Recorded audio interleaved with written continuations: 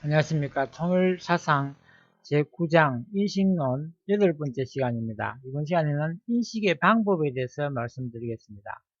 통일사상의 입장에서 본 인식론 중에서 그 방법에 대해서 말씀드리는 것입니다. 수수작용에 대해서 먼저 말씀드리겠습니다. 수수작용에 대해서 원리강론에서는 주체와 대상이 상대기준을 조성하여 수수작용을 하면 생존과 번식과 작용 등을 위한 힘을 발생한다고 되어 있습니다. 여기서 번식이란 넓은 의미에서의 출현, 발생, 증대, 발전을 의미합니다. 또 작용은 운동, 변화, 반응 등을 의미합니다. 인식은 지식의 습득이나 정대를 의미하므로 지식의 획득이나 정대를 의미하므로 수수작용에 의한 번식의 개념에 포함됩니다. 따라서 인식은 주체와 대상의 수수작용에 의해서 이루어진다라는 명제가 세워지는 것입니다. 인식에 있어서의 주체는 일정한 조건, 즉 대상에 대한 관심과 원형을 갖춘 인간을 말하고, 대상은 내용과 형식을 갖춘 만물을 말합니다. 이 양자의 수수작용에 의해서 인식이 이루어지는 것입니다. 그리고 사위기대의 형성은 주체와 대상의 수수작용은 반드시 목적을 중심하고 이루어지게 되는데, 그 수수작용의 결과로서 인식이 성립됩니다. 따라서 인식은 사위기대 형식에 의해서 이루어지는 것입니다. 사위기대는 중심, 주체, 대상, 결과라는 4개의 위치에 의해서 성립됩니다. 다음에 그 각각의 위치에 대하여 설명을 하고자 합니다. 먼저 중심에 대해서 말씀을 드리면, 수수작용의 중심이 되는 것은 목적이며, 목적에는 원리적인 목적과 일상적인 현실적인 목적이 있습니다. 원리적인 목적이라는 것은 하나님이 피조물을 지으신 창조 목적으로서 피조물의 입장에서 보면 그 피조물의 존재 목적, 즉 피조 목적이기도 합니다. 하나님의 창조 목적은 심정이 그 동기가 되었기 때문에 인간도 사랑을 동기로 하여 만물을 인식하는 것이 본래의 인식의 자세입니다. 창조 목적에는 성상적 목적과 형상적 목적이 있습니다. 이 각각의 목적에는 다시 전체 목적과 개체 목적이 있습니다.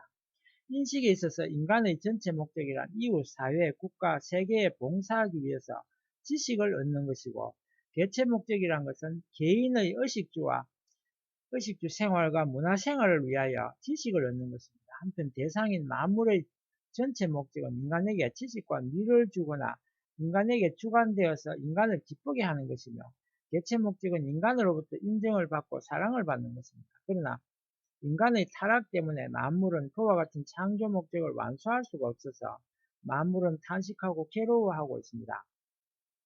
로마서 8장 22절과 같이 만물의 탄식의 원인은 결국 인간의 타락 때문이라는 것입니다.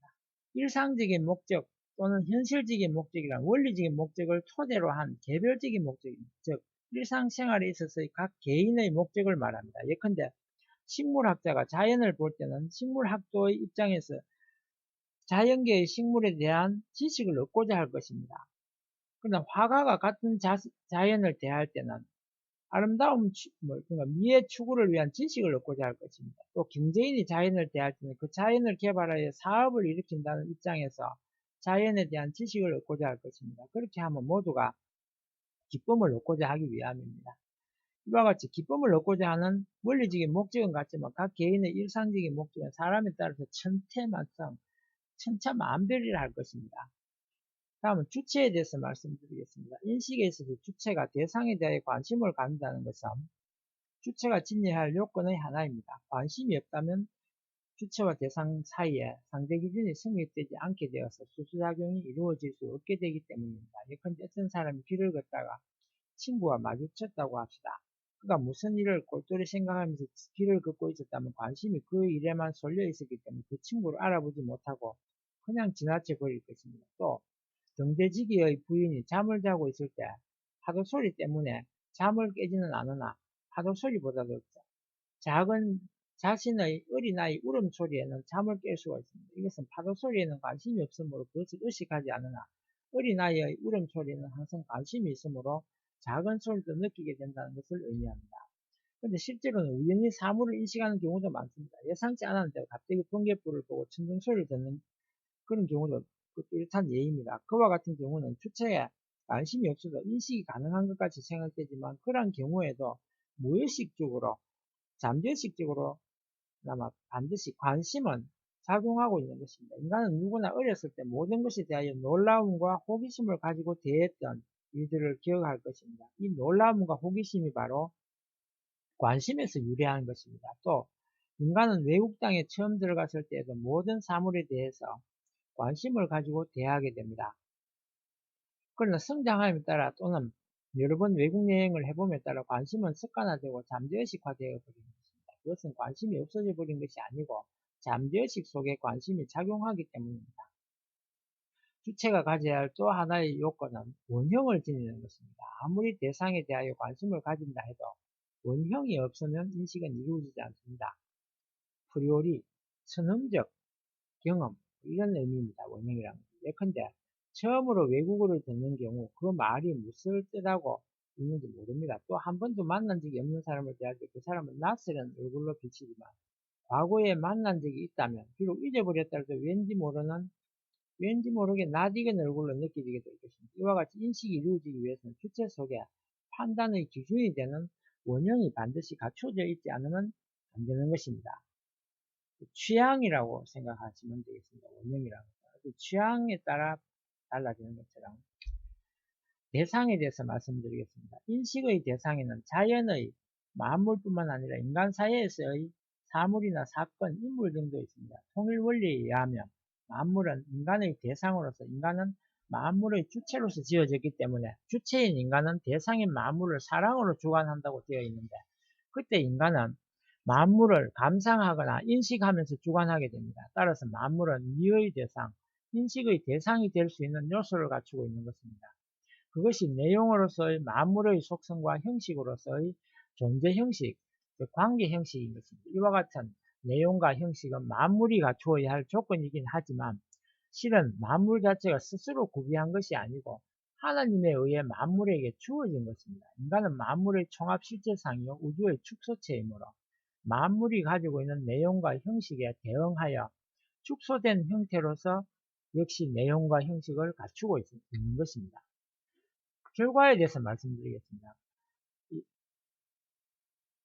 목적을 중심하고, 즉 중심이죠. 목적을 중심하고 주체와 대상이 수수작용을 하면 반드시 결과가 나타납니다. 여기서 결과의 성격을 이해하기 위해서는 사위기대의 형식을 먼저 이해하지 않으면 안 됩니다. 원상론에서 설명한 바와 같이 사위기대에는 내적 자동적 사위기대, 외적 자동적 사위기대, 내적 발전적 사위기대, 외적 발전적 사위기대의 4종류가 있습니다. 인식은 기본적으로 주체의 내용 형식과 대상의 내용 형식이 수수작용을 통하여 조합함으로써 합성 일체화해 가는 과정입니다. 따라서 이때 자동적 사위기대가 형성됩니다. 한편 창조나 주관의 경우에는 발전적 사위기대가 형성됩니다. 그런데 인식은 주관과 밀접한 관계가 있습니다. 인식 없는 주관도 주관 없는 인식도 모두 완전한 것이 되지 못합니다. 그런데 인식과 주관은 인간과 만물의 수주작용에 있어서 상대적인 회로를 이룹니다. 즉 인식의 과정은 수주작용에 있어서 대상에서 주체로 향하는 회로이며 주관의 과정은 주체에서 대상으로 향하는 회로입니다. 여기에서 주관에 있어서의 발전적 사유기대와 인식에 있어서의 자동적 사유기대의 관계를 생각해 봅시다. 주관이란 주관 창조성을 발휘하는 것이므로 주관의 사유기대는 창조의 사유기대와 같은 것입니다. 원상론에서 설명한 바와 같이 하나님은 창조의 이단구조, 즉 내적 발전적 사유기대, 다시 말하면 로고스의 형성과 외적 발전적 사유기대를 통하여 만물을 창조하셨습니다. 그런데 이들 발전적 사유기대에 있어서 먼저 내적 발전적 사유기대가 형성되고 다음에 외적 발전적 사유기대가 형성되었던 것입니다. 즉 내적인 사유기대에서 외적인 사유기대로라는 순서에 따라서 만물이 창조되었던 것입니다. 그런데 인식을 위한 자동적 사유기대는 먼저 외적 자동적 사유기대가 형성되고 다음에 외적 자동적 사유기대가 형성됩니다. 즉 외적인 사유기대에서 내적인 사유기대로라는 순서에 따라 인식이 이루어집니다.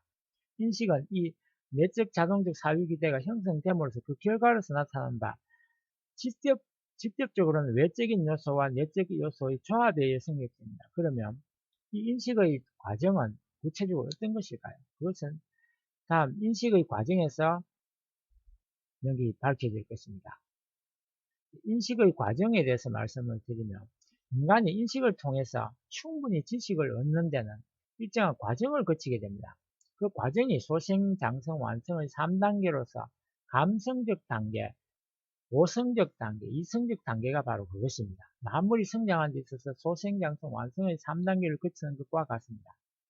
감성적 단계의 인식이란 것은 인식 과정의 소생적 단계라고 생각하시면 되겠습니다. 이 단계에서는 먼저 외적 자동적 사유기대가 형성됩니다. 의식적 또는 무의식적인 목적을 중심으로 하여 주체와 대상 간의 수작용이 생겨지고 대상의 내용과 형식이 주체의 감각 중추에 반영되어서 영상 또는 표상을 형성합니다. 이것이 감성적 내용과 감성적 형식인데 이것을 감성적 인식상이라고 합니다.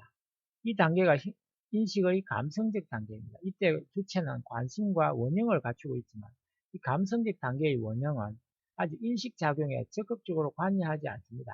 감성적 단계에서 형성되는 감성적 내용이나 감성적 형식은 단편적인 영상들의 집합일 뿐이며 대상을 닮은 통일적인 영상을 이루지는 못합니다. 따라서 이 단계에서는 대상이 구체적으로 무엇인지 알지 못합니다. 인식 단계에서 두 번째 단계인 오성적 단계의 인식을 보면 이 단계는 인식의 장성적 단계입니다. 이 오성적 단계에 있어서 내적인 자동적 수수작용에 의해서 내적인 자동적 사유기대가 형성되며 이때 감성 단계에서 전달된 단편적인 영상들이 통일됩니다. 이 내적 수수작용의 중심이 되는 목적은 감성적 단계의 외적 사유기대일 때의 목적과 동일하며 원리적인 또는 현실적인 목적이 그 중심이 됩니다. 이때 주체의 위치에 오는 것이 내적 성상이고 마음의 기능적 부분으로서 인식에 있어서 그것을 지정의의 통일체인 것입니다. 그리고 마음은 생심과 육심의 합성체로서 인간의 본심이며 이것은 동물의 본능과는 차원이 다릅니다. 인식에 있어서 생심의 기능은 가치 판단을 주관하고 육심의 기능은 감각을 주관하며 양자가 합해서 이 기억을 주관합니다. 따라서 생심과 육심의 합성체인 본심은 인식에 있어서 가치, 즉 진선미를 지향하면서 감각을 통달하고 기억을 주관합니다. 그래야 인식에 있어서 마음의 이러한 기능적 부분을 특히 영적 통각이라고 부르고자 합니다.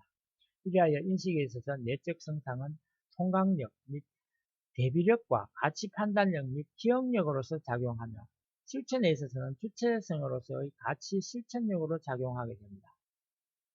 내적 사유기대의 대상의 위치, 즉 내적 형상은 먼저 감성적 단계의 외적 사유기대에서 형성된 감성적 인식상, 즉 감성적 내용과 감성적 형식이 이 단계로 옮겨져 옵니다. 그러면 이 감성적 내용과 감성적 형식에 대응하는 원영상과 사유 형식, 즉 원형이 영적 통각에 의해 기억 속에서 인출되게 되는 것입니다. 이 두 가지 요소, 즉 감성적 인상과 원형이 함께 내적 형상을 이루게 됩니다. 이와 같이 상황 하에서 이런 상황에서 수작용이 행해지게 되는데 이때의 수작용은 대비형의 수작용입니다. 주체인 영적 통각이 원형과 감성적 인식상이라는 두 가지 요소를 대비하여, 즉 대조하여 그 일치 또는 불일치를 판단하기 때문입니다. 이러한 내용을 나타낸 것이 바로 위에 그림과 같은 것입니다. 이 대비에 의해서 인식이 이루어지며 이러한 대비를 통일인식론에서는 조합이라고 하는 것입니다. 그리고 여기서 인식은 조합에 의해서 이루어진다는 결론이 성립합니다. 따라서 통일인식론을 방법에서 보면 조합론이 되는 것입니다. 이에 대하여 마르크스주의 인식론은 반영론이고 칸트의 인식론은 구성론이 있습니다. 그러나 오성적 단계에서 이루어지는 한 번의 인식으로는 인식이 불충분하거나 성립되지 않는 경우가 있습니다. 그때 새로운 지식을 얻을 때까지 실천, 즉 실험, 관찰, 경험 등을 말하는데 이 실천과 병행하면서 내적 수작용을 계속해서 나아가는 것입니다. 이성적 단계의 인식을 보면 이 단계는 인식의 과정에 있어서 완성적 단계입니다. 여기서 이성이란 개념, 즉 관념에 의한 사유의 능력을 말하는 것입니다. 이성은 오성적 단계의 인식에 있어서 판단력, 개념화의 능력으로서 작용하여서 이성적 단계의 인식에 있어서는 오성적 단계에서 얻어진 지식을 자료로 하여 사유작용에 의해 새로운 지식을 얻게 됩니다. 결국 이성적 단계에 있어서 인식이란 사고작용, 사유나무, 사고에 대해서 생각하는 것입니다. 그리고 이것은 원상에 있어서의 내적 발전적 사유기대에 의한 구상의 형성에 해당하는 것입니다. 마음속의 수작용에 의해서 사고가 이루어지게 되는데 이것은 대비형의 수작용입니다. 즉 이전부터 가지고 있던 내적 형상 중의 여러 요소, 관념이나 개념이나 수리 원칙 등을 말하는 이런 것들 가운데 필요한 것을 골라서 내적 성상이 그것을 연합하거나 분리하거나 분석하거나 종합함으로써 여러 관념들을 이리저리 조작하게 되는 것입니다. 관념, 즉 개념의 조작이란 것은 내적 형상의 여러 관념이나 개념들을 여러 가지로 대비함으로써, 즉 대비형의 수작용을 함으로써 새로운 관념을 얻는 것을 의미합니다. 예컨대 여러 관념 중에서 아버지라는 관념과 아들이라는 관념을 대비해서 합당하다고 느껴지면 이 두 관념을 결합해서 부자라는 새로운 관념을 얻는 것입니다. 또 하나의 예로서 여러 개념 중에 사회라는 개념과 제도라는 개념을 대비해서 합당하다고 느껴지면 이 두 개념을 합해서 사회제도라는 새로운 개념을 만들게 되는 것입니다. 이와 같이 여러 관념이나 개념들 중에서 대비를 통하여 필요한 것을 가려낸 후 결합시켜서 새로운 관념이나 개념을 만드는 것을 관념의 조작이라고 합니다. 이와 같은 관념의 조작을 반복하면서 지식은 정대해 갑니다. 이 내적인 수작용에 있어서 내적 성상은 역시 영상 통각으로서의 기능을 다하게 됩니다. 이성적 단계에서 인식은 내적 발전적 사유기대 형성을 통하여 이루어지는 것입니다. 그리고 이성적 단계의 인식에서 새로운 지식의 획득은 매번마다의 판단과 관계를 동반하면서 연속적으로 이루어집니다. 일단 얻어진 새로운 지식은 사고의 자료로 내적 형상 속에서 옮겨져서 다음 단계의 새로운 지식의 형성에 이용됩니다. 이래야 지식은 점점 발전하게 됩니다. 즉 내적 발전적 사유기대 형성을 반복하면서 지식은 발전해 가는 것입니다. 이와 같이 내적 사유기대의 발전은 실천을 병행하면서 행해지게 되는데 실천을 통하여 얻어진 결과 신생체가 내적 사유기대의 내적 형상에 옮겨져서 새로운 지식의 획득에 이용됩니다. 새로운 지식이 얻어지면 다시 새로운 실천을 통하여 그 진위가 검증됩니다. 이와 같이 하여 반복적인 실천, 즉 반복적인 외적 발전적 사유기대의 형상이 인식을 위한 외적 발전적 사유기대의 형성과 병행하여 이루어지게 되는 것입니다. 여기까지 하고 다음 시간에는 인식 과정과 신체적 조건에 대해서 말씀을 드리도록 하고 여기까지 하고 마치겠습니다. 끝까지 들어주셔서 감사합니다. 구독 안 하신 분은 구독 부탁드리겠습니다.